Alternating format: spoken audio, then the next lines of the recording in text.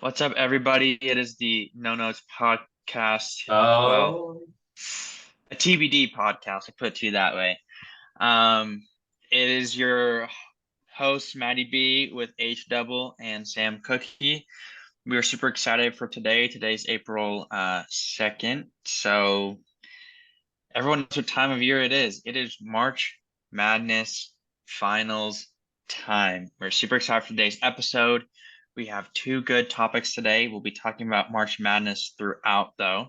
We're going to be talking about the women's tournament, and then we'll finish off with the men's tournament. And we're recording this before the women's championship game plays today. And so hopefully we'll each get predictions on that. And then we'll be talking about kind of our teams we've liked, what we've liked about all the tournaments and stuff, and kind of wrap it up. It's kind of sad that March Madness is already coming to an end. College basketball coming to an end. It's kind of one of our favorite time of the years, but everything has to come to an end at some point. So yeah, that's what I have to say for that. Anything else for yeah. you guys before we jump in? Yeah, I don't blame you for saying welcome back to the No Notes podcast. We did that for 80 whatever episodes, so it's habit. Real quick, just a quick shout out to Lamont Butler for stripping Sam of his McChicken money, as we've been calling it. Oh We'll yeah, explain that maybe later on, but Sam lost McChicken money I because of that shot. lose. Yeah, it was my McChicken money. I'm not happy about that, but it was so we're recording this the day after the two Final Four games happened for men's March Madness, and yeah, we watched both games together, and it was a little heartbreaking. I needed FAU to win to keep my McChicken money, but San Diego State won, so someone else took my spot and won that chicken money. I'm without words, honestly. I was crushed when that happened. Hey, let's save it for when we talk about the men's side of the Yeah, bracket. we'll So save it for later. yeah. All right, we're ready, man. But Okay, yeah, well, Oh, with no further ado, we're gonna go on yeah. to the next. Oh, I've already hit the lap, bro. We're ready to I don't know. go. Get Sam started. wanted to say something. you I laughed. kind of cut him I off at was the end. gonna no, I was just gonna transition to us. We Oh, were okay. thinking we were gonna start out today's podcast with covering women's March Madness. The Iowa Hawkeyes just um did good. That's all I have to Huh? say. Oh my gosh. Oh They just no. did Oh, we're good. already falling apart. Oh gosh. Damn, that Podcast is might be a new over. record for We how have quickly to it's start falling that. apart. But no, they completely blew everyone out of the water last night. They did so well. Caitlin Clark, that's all we have to say. I don't think even words can even describe it right now. She is doing insane. She did very, very well last night. But Matt Two is the nights ago, expert. but yeah. I will let him take the floor. Me or Matt? Matt can take Uh, the Oh, floor. okay. well, I'm so glad that Sam is taking his analytical prowess and giving us his thoughts. Out of all the women's March Madness, he goes, "Yeah, Iowa's good." The end. Nice. Um, Period. Period. so No yeah, one. so Sam is correct though. Yeah, so Iowa was pretty good.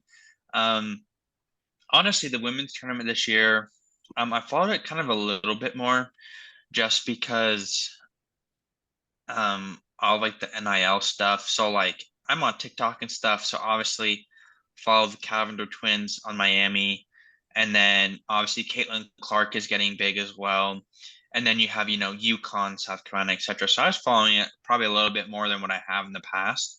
And then actually Utah was a 2 seed, the women's team up here. So they were actually pretty good this year too. So that was kind of fun to see, even though I'm a BYU fan, like it is kind of fun to see like, a really close school doing well.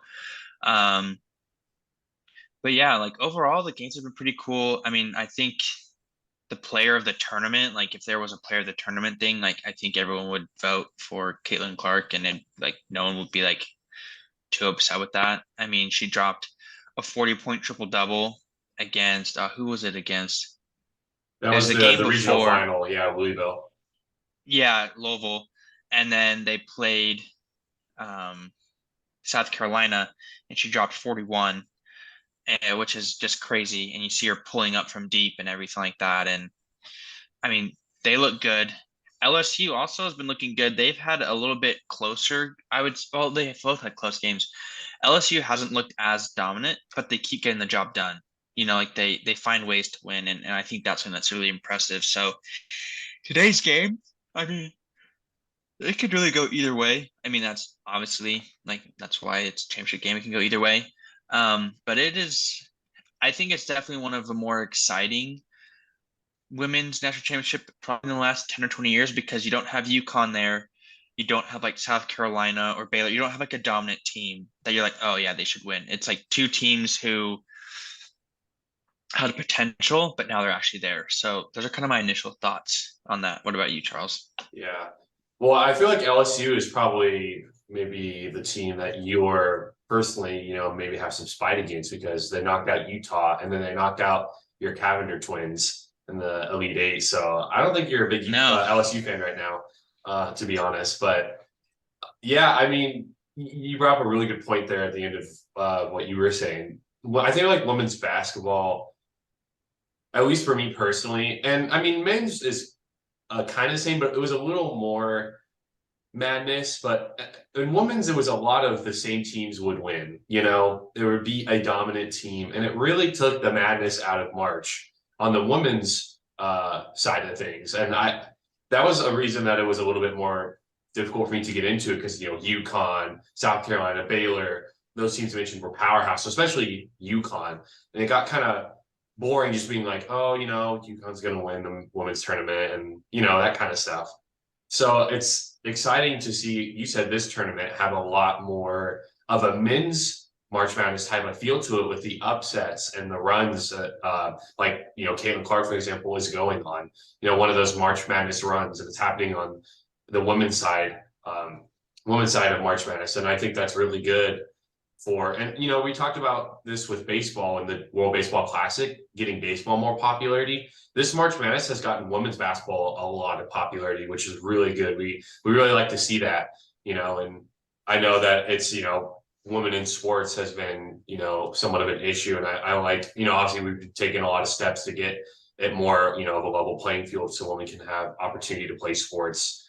And so, these are just steps in the right direction. And I really have enjoyed this tournament. Caitlin Clark is a dog. I'm just going to say it. 40 back-to-back 40. Sam's laughing down there. Back-to-back 40-point games with the 40-point triple-double. But I mean, I'm looking at her stats. She's been doing this since she got there. She's a junior now. But like her freshman year, she averaged 26, 6, and 7. So, this isn't necessarily nothing new for her. She's always kind of been that girl, I'll say. We don't always say that guy, but that girl. Right. But now it's on the big stage. And so really happy for her, really happy for women's basketball. I think it's going to be a good championship. LSU, I think Iowa, it would suck if Iowa doesn't win, to be honest. I think they got to win. I think that's just the storybook ending to what has, been a really magical ride for them. So I want Iowa to win, and I think they will win. They beat the undefeated South Carolina, knocked them out with that defense that they torched, to be honest, a little bit. So yeah, I completely agree with Charles. It's great for women's sports, definitely. Like Charles was saying, UConn has dominated the last handful of women's tournaments. They've completely steamrolled competition, so it's great to actually see some parity and tournament play this year. It's going to be tough to beat. I'm excited for the championship game too between Iowa and LSU, but it's going to be tough to top that Iowa South Carolina game, though. That was pretty hyped to watch. I only got to watch a little bit of it live, but Caitlin Clark and her performance in that game, at least, and everyone else coming together and actually totally steamroll undefeated Gamecocks was amazing to watch. It's great that we finally get like a fresh breath of air between two teams that aren't UConn, and it actually makes more fans want to watch that, and which has been a big problem with women's sports, is getting viewerships up. ESPN, I believe, pulled up a stat saying that that Iowa USC game was one of the most watched women's NCAA tournament games ever, which is great to see. I think it'll bring really high expectations for the championship game. I'm totally with Iowa though. Either way, it would be a perfect storybook ending too. Um, they completely blew expectations out of the water playing USC. So I would feel a little disappointed if they just come up a little bit short in the title game. So it's really been fun to watch though. I'm sad it's kind of coming to an end though. I get there was, I mean, Stanford winning it a couple years ago was maybe a little bit of showing the cracks of like college basketball being a little bit more of a level playing field. But before that, it was Baylor. I forgot Notre Dame too. They've been a powerhouse of women's basketball, but Baylor, Notre Dame, South Carolina, UConn, Baylor. Like from the just I'm reading the past years champions. It's just those same teams, and then Notre Dame was in two of those or three of those championship games against UConn and Baylor, and then Mississippi State was in like two championship games. It was like the same 5-6 teams that you knew would probably get there. There wasn't an FAU like on the men's side really that you would see, but now that you see Iowa and LSU, I think it's definitely a little bit more of a surprising run. So it's definitely I'm pumped. Yeah, it's definitely not as fun to watch the same team win over and over again, like those multiple championships with UConn winning. And especially as a casual fan, and you kind of aren't really like as energized and into the game as other people are. It gets kind of bland watching the same team win and win again because a lot of excitement gets created from that back and forth pacing, and basketball does such a good job with that. The FAU and San Diego State game is a perfect example of that, and we'll talk about more about that later on. But yeah, what created all that excitement was between two very little known teams, especially in the basketball world. They were finally stepping up on a really big stage. And I'm glad to see that's finally happening with women's basketball and men's basketball. So it's good to see. mm-hmm. Yeah. And I the mean, NIL stuff too. That's really, I think, helped the popularity because even Matt's fallen some of the TikToks, and real quick before you go, Matt. Yeah, a lot of the NIL stuff I think has been that could be one other topic, but I think it's been very good for college athletics, especially women's athletics. And for example, one of our own guests who BYU soccer, Brecken, I see she has a lot of NIL deals, and that's really good to see her doing well. So, but yeah, you can go, Matt. I think that's helped the popularity too. So yeah, I mean, I think NIL has hurt in some ways, right? It's almost like you get to buy players, I mean, that's kind of why the Cavinder twins went from Fresno State to Miami, and there's an article about Miami getting in trouble for it, etc. Whatever. Do I know what happened? No, I don't. Whatever, right? Um, but like it definitely is interesting because Caitlin Clark said she's probably gonna stay her senior year at Iowa because one, she makes more money there at Iowa than she would at WBA. And she likes how the Iowa arena is full whenever the girls play. And if you haven't watched, like, I don't know if you guys watched it all, but sometimes I would tune in and I would see like the Iowa women's game and it's full. Like it is like a capacity crowd, which for a women's basketball game is like that's pretty cool, that people show up and show out for that, because that's definitely a unique thing when it comes to women's game, which, is that unfortunate? Absolutely. Do I hope that it gets like the men's game where people start coming and watching? Like, yeah, of course. So yeah, I think NIL has definitely helped the women's game for sure, like 100%. I think it's more helped than hurt. Now for the guys, I think it's a little different. That one, I think you could go 50-50, but for the girls, I think it's definitely helped more. It's like almost incentivized, like, hey, come play sports, like we need you, all that kind of stuff, like a sense of belonging, which is good. And I think that's really awesome. When it comes to my pick for tonight, I'm also gonna ride with Iowa because I like Caitlin Clark. She's a freaking dog. Her response you to stole my like, phrase. hey, she is. She's a dog, bro. Like, just the one play I love is I don't know if you've seen it, but basically, I bet. South Carolina, basically South Carolina can't really shoot very well, so they just guarded the paint, and she was like, they're like, hey, go out here, and she's like, yeah, no, not gonna do that, right? And that's something I kind of wanted to bring up. I know we still have some time talking about this stuff. So I'm gonna root with them. Also, they knocked out Utah, which hey, that's okay. I'm a BYU fan, but knocked out my Cavender twins, bro. Like those are my girls, bro. Number 14. That But was the one. That's no, the one that stung. The Cav, yeah, I know. rip the Cavender twins.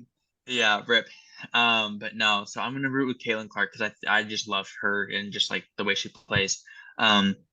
But something that I thought was interesting and something I kind of didn't really appreciate, um, is kind of like Dawn Staley, the coach of South Carolina. She kind of had comments after the game, because I think it was the Iowa coach basically said, like, one of the other coaches said it's like a bar fight when you go in South Carolina. Basically like it's high intensity. You never know how it's going to end up, right? Like it's a physical contest, etc.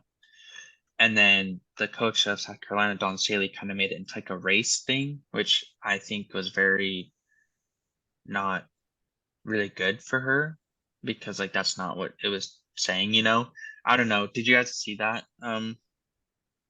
interview or any of those comments at all? Or I had seen, I'm looking up right now. I had seen a post about how she made comments about how we're not street fighters, bar something along those lines. Yeah. I'm looking up the quote right now.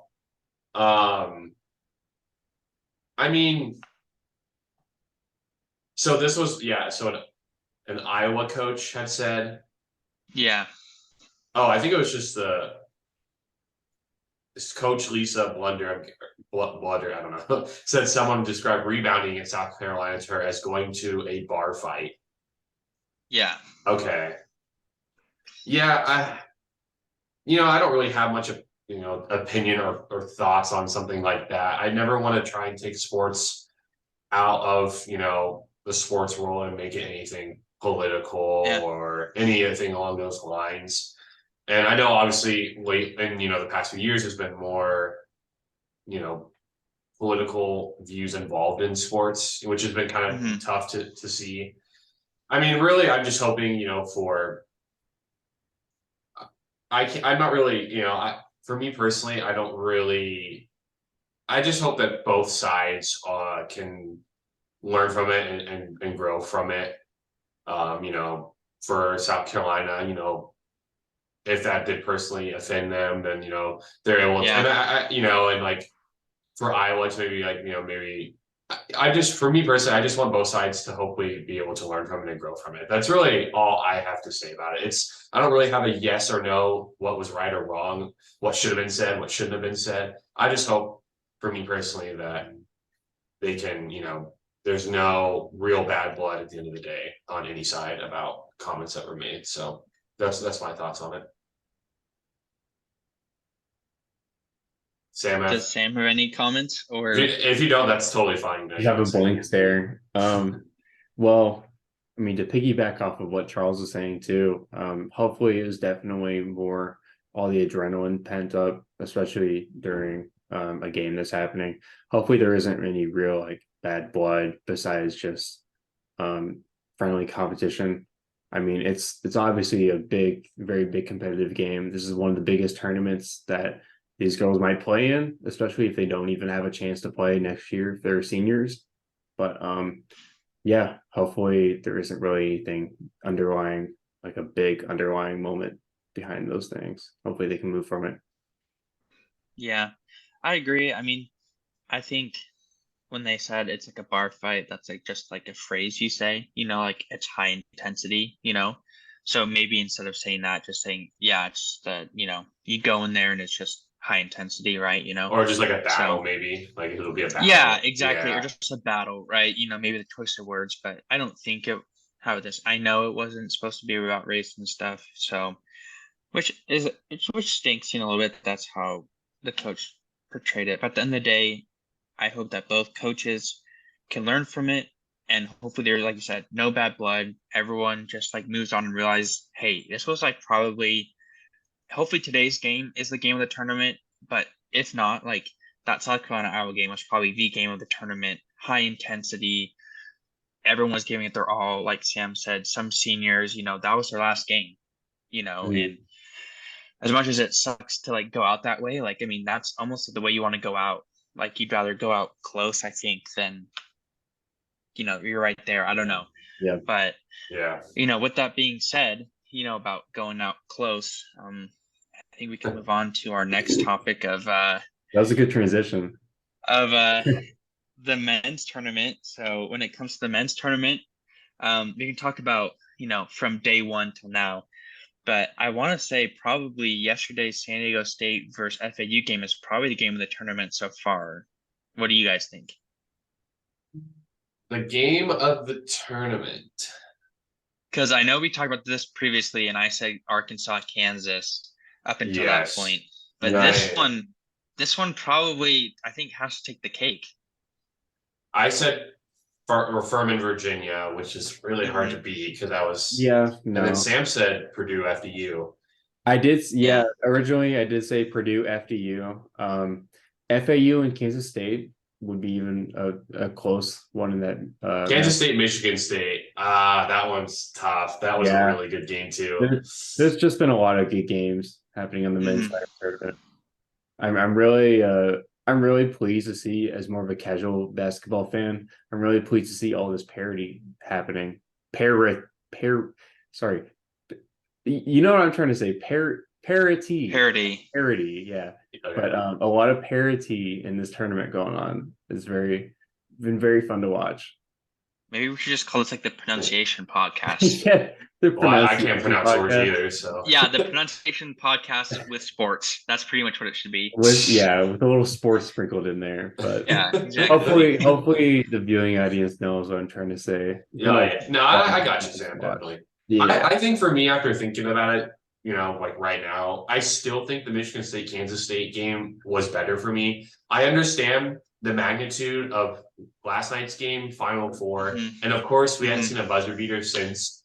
And you were right, Matt, because you said the Jalen Suggs game, and that's actually the last buzzer beaters, March Madness buzzer beater before last night. That was the last one. So, but let me just say, and that's the thing with I watched some of these games, like Texas Miami is a perfect example too, where I'm just kind of watching the game and I'm just like, and the game, it ended in more dramatic fashion than the Texas Miami game. But I look back and I'm like, how did San Diego State win that game? I feel like FAU had complete control and they played way better.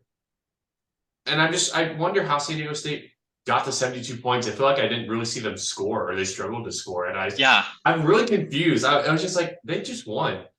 But then I look back, I think it just kind of gets blended into how they had, it was like that, in the last 2 minutes, they had 7 offensive rebounds. Yeah, it was from minute, and I remember it was from minute 6 in the second quarter to like minute 4.5 or like 4:15.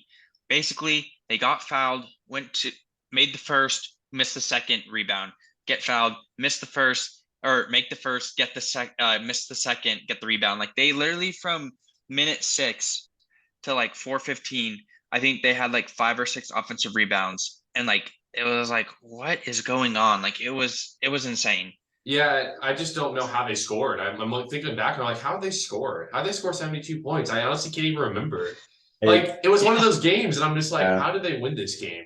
It was so crazy to watch. Charles and I can definitely speak a lot more on this because we watched it happen live, and I was so mad for FAU. Not even because I wanted them to win for McChicken Money, but yeah, that last like 6-7 minutes of the game was so frustrating. Seeing SDSU get all those offensive rebounds, Vladislav Golden. Yeah. Oh yeah, I can't wait Russian dude that went like 1 for 5 on free throws. How does that happen? He's 7'1" and he can't make. Okay, this is 5 free throws. This is So real quick, this is oh man. So Sam was furious at Golden, the Russian center last night for FAU because of the missed free throws. And then the fouls, and then when he got that offensive rebound, and this was my favorite play, he threw it away. And it was like, you threw it right. He threw it right. I forget who the player was, but he threw it right at a San Diego State player. Not even, it wasn't close or a debate. He threw it right at his chest like a bullet. Well, yeah, it was funny because there was, I think, a guy open from FAU, like on the left side, like literally like at the Yeah. corner. They showed a And I was replay like, of bro, that. you have 3 timeouts. Like, call a timeout. They showed a replay of that. There was like 5 different scenarios that would have been leagues better than just the throwing it straight and giving a turnover like that. But man, I don't know. I guess pressure gets to people like that sometimes. I definitely can't speak the other way. I would break down in that kind of pressure. I'm not a very good guy under pressure, so I'll have to give it to him a little bit, but it's still McChicken money down the drain. I'm still mad about that. Yeah, I remember asking Sam when like they were shooting free throws, would you make these? You know, and in the moments he's like, no, I Yeah, definitely folded under probably pressure. not. Credit to him where credit is due. He did make 1 free throw out of 5 or 6. It's still a pretty bad number looking back on it, but I still have to give him credit though. I would probably make the same. I probably have the same stat line if I were in his shoes. Granted, I'm not 7'1" too. I'm a healthy 5'10", but still though, it was frustrating to watch. I will also say real quick for it obviously sucks for FA. I mean, either way, one of these teams is in the championship. You know, they're both, I would say, mid majors. Although I feel like we kind of forget how good San Diego State was before the COVID year, how good that team could have been. I don't forget, because the only reason why I don't forget is because BYU used to be in that conference. So like Yeah. I kind of know that San Diego State is good. I mean, that's where Kawhi went, yeah, Yeah. Malachi Flynn, everything like that. So I mean, Yeah. for me, I'd say it's a little bit hard. Like it's easier for me to say, oh yeah, like I can see how they're that good because it's San Diego State. But you have to look before this tournament, the Mountain West in the last, I think, 5 tournaments was like 0-9 in their And games. obviously, first Mountain West team to make a Final Four, and both teams had never made a Final Four. So one of these teams was going to make their first ever national championship. It hurts a little more though for FAU because they were really the mid major, you know, and like 35-3, they came in. They beat Kansas State. I don't think really people were expecting that, to be honest. That's when people thought they were legit, you know, because Yeah. you know they played FDU in this round of 32. People were like, oh, they kind of an easy ride. So obviously it sucks for them, but for me personally, like, what was this? His name was Boyd. What's his first name? Let me pull him up real quick. Nicholas Boyd. He's the guy who hit the 4 threes in the first half, but it was in like the first 12 minutes or so. He didn't score after that. And I wanted to see, they didn't really run much for him. Like, I wanted to see him get more action because he was on fire, you know, in that first half. And kind of same for San Diego State with Matt Bradley, who got hot real quick. And then he got a little bit in the second half, but he honestly saved them because like all his threes were contested. I'm not gonna lie. If he doesn't make any of them, they don't win. But yeah, for FAU, I thought they should have gotten Boyd more looks. I think they gave Davis, the guy who actually had their last shot before the San Diego State came down. I thought they gave him. He's a great player, but I thought they gave him a little too much, like too much control of the offense to like create a shot because it wasn't his night. You could have given it to Martin. Forgot his first name. He had 26. You know, but for that last play, you know, their last play, I didn't like how he had the ball to make a play because like it wasn't his night. You know, I would have let Martin make a play or set something for Boyd. You know, who'd been stroking threes. So yeah, but still, I mean, I think a heck of a team, heck of a season. You know, they're definitely proud. So and we'll see. I think we'll get into predictions, but I think San Diego State's run ends here, but good for them at least, and good for someone, not Sam. Yeah, not me. I'm glad they both teams played their hearts out. Definitely. It's sad to see FAU go. They had such like a good Cinderella run. I kept reiterating how awesome it would be to have the first 9 seed make it to the national championship. They're not a Cinderella though. Remember? Well, technically not, but according to them, they're not. I still thought it was a Cinderella story. I had no idea FAU even existed before this tournament, and they just steamrolled competition up until now. But I agree with Charles though. I was kind of disappointed with Butler's usage.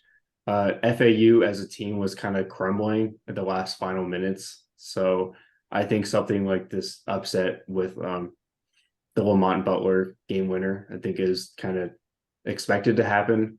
They had like what, a 14-point lead with 5 minutes left in the game. No, it was like 12 minutes. There was still time. It was 12. Yeah, okay. that's the thing is FAU needed that lead with about probably 7 minutes left rather than 12 minutes left. Yeah, it just And goes. that's what I was thinking whenever all of a sudden FAU got that 14-point lead. I was like, man, it's too bad that this lead isn't at like the 7-minute mark. It's at the 12-minute mark. Because you could tell once they got to 14, and San Diego State took that timeout, afterwards they came out and started playing more physical with them. I could tell, I was like, ooh, I think San Diego State is starting to wear them down and figure them out a little bit. You know what I'm saying? And also, like, what was first off in March, man, it seems like the clock just is on standstill. It just never seems to end, you know. But anyways, so for FAU, and this was the other thing why I thought for sure FAU, even more than the Texas Miami game, which also I don't know how Miami won that game.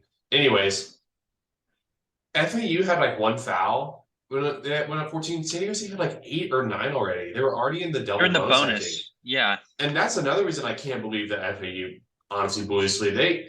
They stopped being aggressive, I thought, you know, and San Diego State, you said they came out more physically, which they kind of needed to. They kind of had to do something, but they had 9 fouls already. If you're attack them with how physical they are, you're probably going to get some free throws, you know? And so that's another reason I can't believe that San Diego State was able to come back and win. Because they only had FAU one foul. did get free throws with Sam's Russian man. Well, he's like the only guy who missed free throws really for them. Just saying. Yeah. Why most of the other teammates did pretty well, but yeah, no, Vladdy down.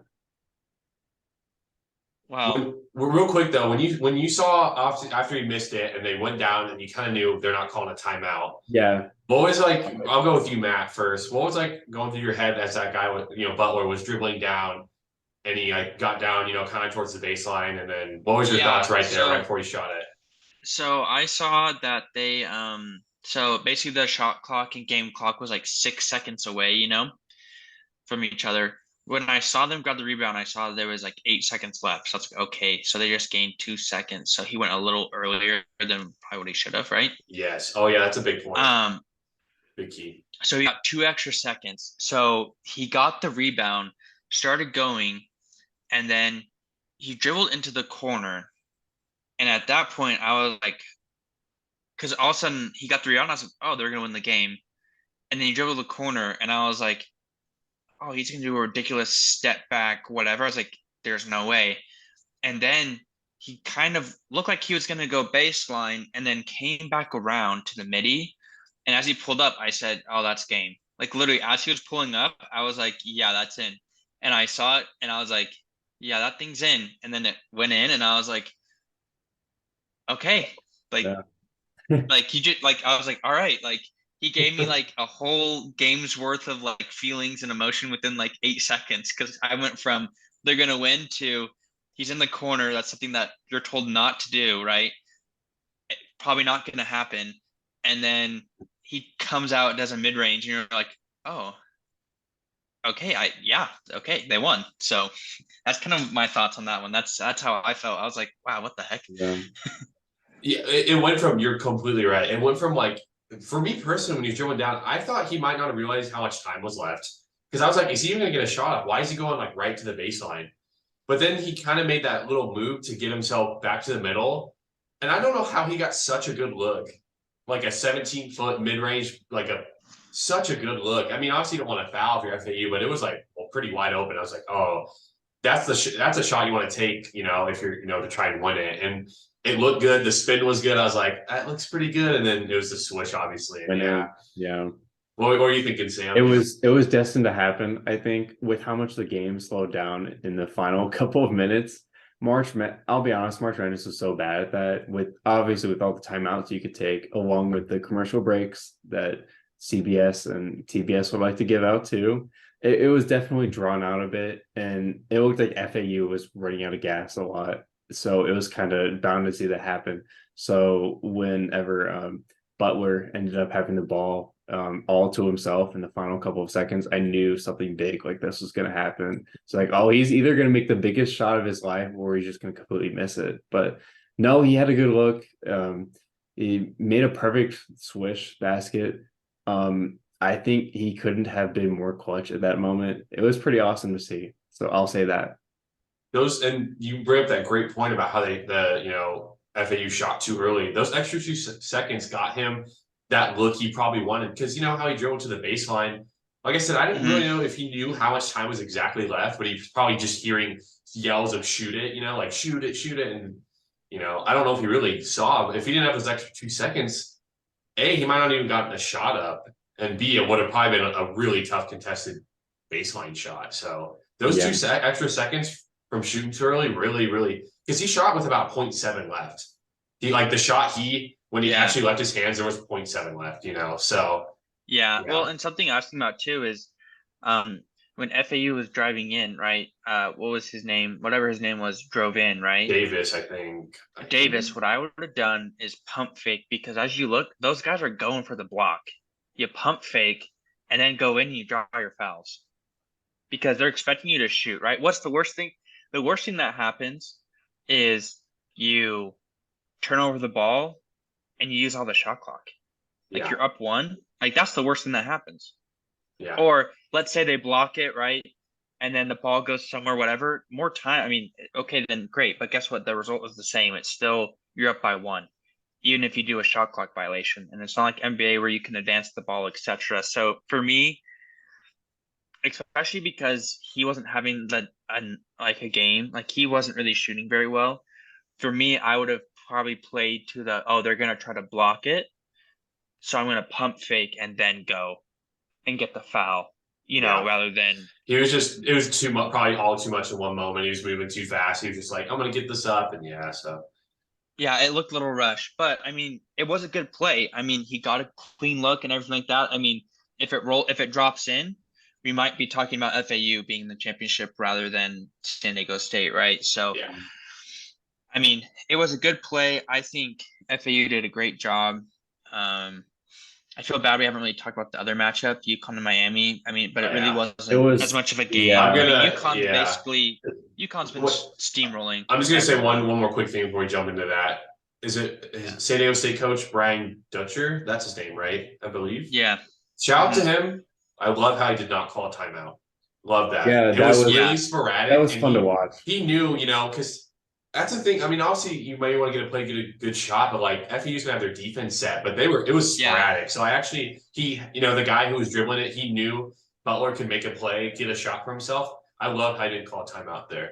For me, I like having those sporadic fast breaks because people aren't set and you can get a better look, I think, than doing the other stuff. And he had a guy in Butler. I think that was good. He trusted to get himself a shot, if need be. He had the ball coming up the court. It's not like the NBA where if you take a timeout, you can advance the ball and stuff. Like I can see an advantage for that, but the other one you can't. So might as well do a fast break and go for it. Yeah. He definitely had confidence in his team, especially even before the 12-minute mark where San Diego State was allowing everything. And no, it's always glad to see a coach have that happen. Oh, and I just want to say, for people who are still wondering why Sam lost McChicken money, I made a bracket pool for all of our buddies. I posted on Instagram, anything like that. And basically it was like a $2 per bracket buy-in and stuff. Sam actually ended up putting in 10. Martin put in more, and I put in more than what we were supposed to, but we just wanted to make it fun. Mm-hmm. Anyways, the bracket pool ended up being like $120 or whatever. And the breakdown was, if you got first place, it was 60. If you got it was 110. Second place was 30. Third was place it 110? 20. Yeah. Yeah, 110. Yeah. So it was 60 for first place, 30, and then 20. And so I was in first and second. I had 2 brackets. So I was in first and second. So I was like, okay, like I'll make, what is that, like $90? Like, okay. And at then least Sam has 50. chicken. Yeah. Sam was in third. Sam was in third for 20. Yeah. So I was like, okay, I'm making money. But Sam had McChicken money in it. And I was rooting for FAU, not because of the money thing, but just because, I don't know, it'd be kind of fun to see like FAU in it, just because they had a great story. But then that shot happened, and then all I see in the group chat is Sam's McChicken money is gone, and that just made me laugh so much. Oh man, so that made me so mad. I really, like, on a serious note, I can't be that mad because I'm obviously not as basketball minded as you guys are. It was a lot of dumb luck with my bracket, but I was clear ahead in first place before Houston and Alabama. They both Ooh. on the same day. I had so many predicted points until that day. God, yeah, But overall, how though, hard I fell after just a few days like that. But overall though, was this year's bracket pool thing was a little bit more fun and yeah, exciting. no, I thought it was a lot of fun. After FAU choking by the slightest margin, I just fell out to fourth place, so I didn't win any McChicken money. Charles's girlfriend Autumn actually took my place in third, so No, No, she she got jumped all the way first. to first. She didn't just take your yeah, place. that's She jumped true. to Actually, first. she did jump to first. I mean, you said you know you don't know as much. It was like your bracket was dumb luck. Well, I mean, Dom's was It, just it as was, good as yours in yeah, terms of guessing. So she picked. By the way, for everyone listening, why she got first, she picked San Diego State to win it all. So them winning this game propelled her because everyone Why did except she pick San Diego? Why did she pick San Diego State? maybe I should ask her. She texted me. She told me about it. But yeah, real quick, she jumped past everyone, and she's the only one with max points left, so she's in first at 650. She picked San Diego State because she said she had good vibes. Number one, number two, obviously their record, their defense, and how they had only lost since like twice since like December. She was like, Mm-hmm. yeah, because she read the bios. You know how it has the bios when you look at matchups. She just read their Mm-hmm. bio and was like, and it doesn't say anything about them being poor free throw shooters, which they actually missed a lot yesterday. Anyways, so she was like, yeah, I just picked them because that's it. I mean, that just shows you how easy it is to pick a bracket. Yeah, how volatile it can be like yeah, that. she just had good vibes. Yeah, but real quick, yeah, we gotta get a little bit about the other game. Yeah. Yeah, we have like a couple minutes left. So. Why didn't you ever? Matt was hiding how good UConn was from me. How'd you know UConn was so good, bro? Their margin of victory was 22 before this game, and they won by 13. So their margin of victory has been like right around 20. They crushed everyone. How'd you know they were so good? Bro? Yeah, I was telling Charles my picks, and actually my best bracket has UConn winning it actually right now, and I should have put that one in the group, but I was like, I picked them because I was like, oh, I really like this team, but they're probably not gonna win. But so I'll leave it out, like, because UConn was kind of like my sleeper team that I really liked. The reason why I liked them is because when they played at the beginning of the year, they went 16-0 again, or 13-0 against non-conference, and they had like a little blip, and then they ended up going 13-2 after that. And just the way like their team is structured, they're long, they have shooters, their free throw percentage is good, like. To me, I was just like, man, I really like this UConn team. Like, I really think they could do something. And in their championship game of the Big East, I think they destroyed. It was either Marquette or Xavier. No, they and actually lost their championship game to Marquette by 2. Yeah. Oh yeah, they lost by 2. And I was like, you know what? And that's why I said, you know what? That might have them. That was their loss that made them sting. You know what I'm saying? Like, hey, I don't want to feel this. Like almost like overconfidence. It kind of went out the window. And so to me, that's kind of why I picked UConn. Obviously, in our group, I didn't pick them. I did have them in the Final Four, but that was the team that Charles was like, really UConn, and I was like, yeah, like that's my team. And so far they made me look smart, but so I should have bet money on them at the beginning of the tournament to win it all. But if they don't steamroll SDSU, I'll be kind of shocked. To be honest, I really think they should. They remind me exactly their dominance of Villanova in 2018. When they kind of steamrolled through everyone that they played, and you just knew they were the best team. Like they crushed Kansas in the Final Four, they crushed Michigan in the championship game, they crushed Texas Tech in the Elite Eight. West Virginia. I think they beat like really good teams, and UConn has beat like they crushed Gonzaga. They crushed Arkansas, who had beaten Kansas. They just handled this Miami team pretty easily, who knocked off Texas, who was a popular pick to win it all. So UConn's just dominant, man. They're undefeated in Texas too when it's Final Four time, so they got to win. I can't see them not winning. But at least Autumn got her triple McChicken money from San Diego State. So money, yeah. Yeah, what do you think of Sam though? Yeah, no. It's definitely been dominant all tournament performance by UConn. I really wasn't surprised to anyone that they steamrolled Miami too in the Final Four game. It was definitely a little less exciting compared to the other game, San Diego State and FAU. But I mean, it was kind of expected at this point. Like Charles is saying, UConn has pretty much dominated everyone else that they've played against in the bracket. I would say one team that was most surprising that they played against was Arkansas. Arkansas was riding the most like absolute high playing against Kansas and finally beating them for once. They have such a huge rivalry, and being able to beat a one seed like that was amazing for Arkansas. And UConn just showed up and blew them out of the water, and they blew every other team out of the water that they played to. So it's not going to be. I don't think it's going to be any surprise during the championship game. I love San Diego State as a team. I love to see them win too.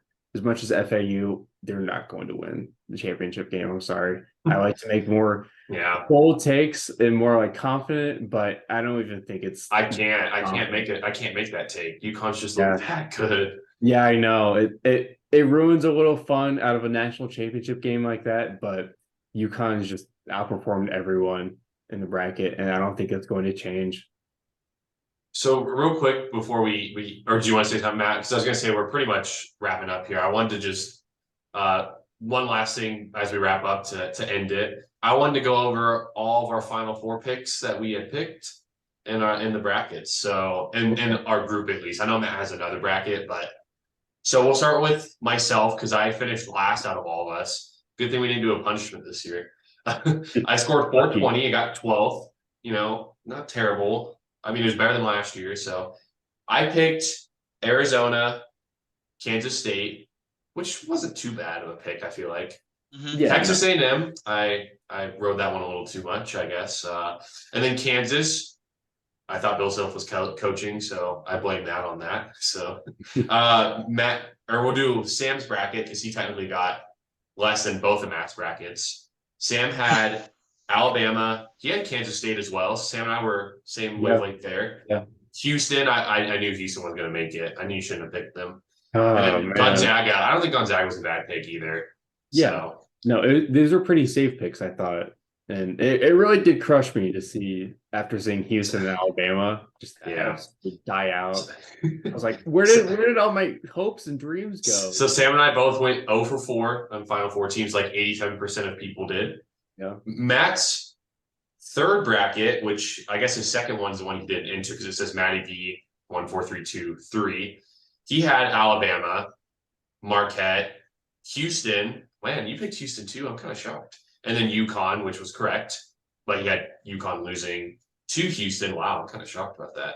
And then your other bracket, which had Alabama, Duke, Texas, and UConn. So you kind of knew about UConn, but you were riding high on Alabama, and that obviously didn't pay off. So, yeah, there's the Final Fours that we've all picked.